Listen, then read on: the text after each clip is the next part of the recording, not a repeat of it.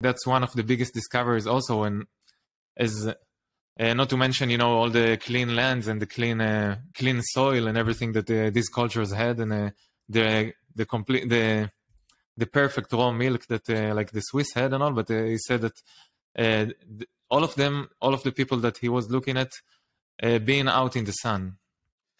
Yeah, that's huge. And vitamin D. Yeah, he also studied the vitamin K2. He was actually the one that discovered vitamin K2, which is a cofactor with vitamin D that helps your body make the correct hormones and be healthy. So yeah, he was big on that vitamin D component, and I think that's huge. I think it's very huge.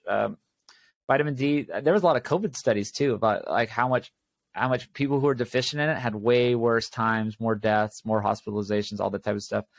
I'm into all that natural stuff that goes along with the ancestral health stuff, right? It's like it's kind of just simple stuff. It's get your diet right? We're eating whole foods, we're eating animal foods, we're moving, right? We're doing some sort of exercise, whether it be walking, you know, sprinting, moving some weights around, you know, playing sports, anything like that. We got your sun, getting outdoors, right? Like getting vitamin D on your skin. Like I don't wear much sunscreen. I mean, sometimes if I play beach volleyball, I would wear some like some good, you know, like sort of non-toxic sunscreen on my face so my face doesn't get burnt during the middle of the day.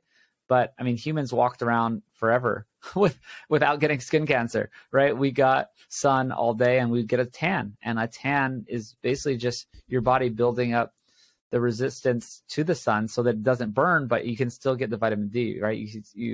You build up the tan as you go through the spring so that you're protected in the summer, and you can still get all that sun while being protected. So yeah, now every year I make sure I get my sun throughout the year as much as I can, and especially in the spring to be ready for the summer months.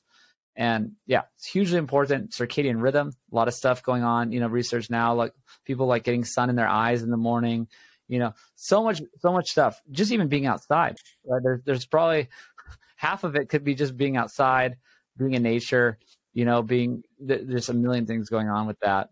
And so, yeah, I was kind of going through the like ancestral principles or stuff that I believe in, like with the sapien, I call it, you know, the sapien diet and lifestyle, which is doing the things I mentioned, the food, the movement, the sun, the outdoors, the sleep. Sleep is huge to me. I think sleep is one of the most important things ever.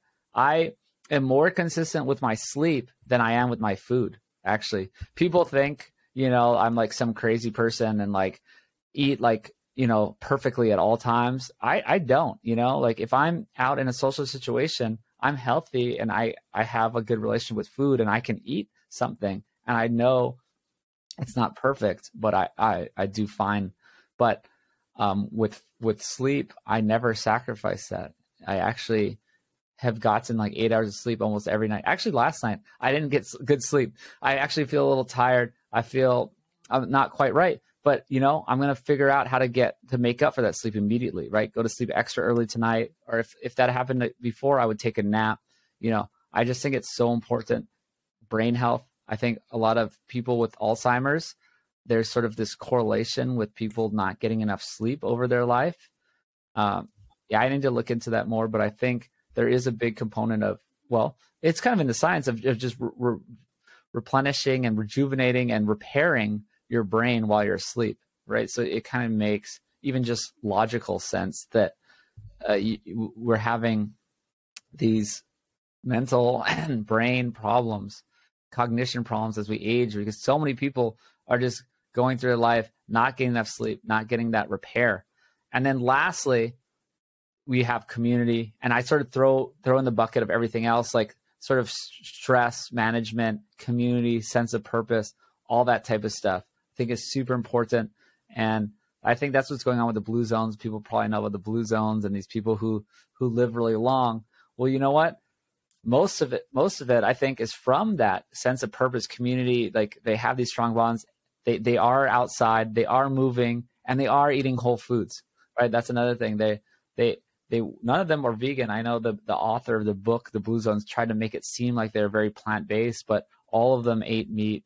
There's actually a bit of controversy there. He like went to certain places when they were during Lent or something when they weren't eating meat temporarily. So it seemed like they weren't eating meat, but they actually ate animal foods year round. There's a lot more to that story, but I think that's a big part of of human life and thriving is that community, and a lot of that is not great these days, right? People are isolated, people are on the internet. It's just not the same.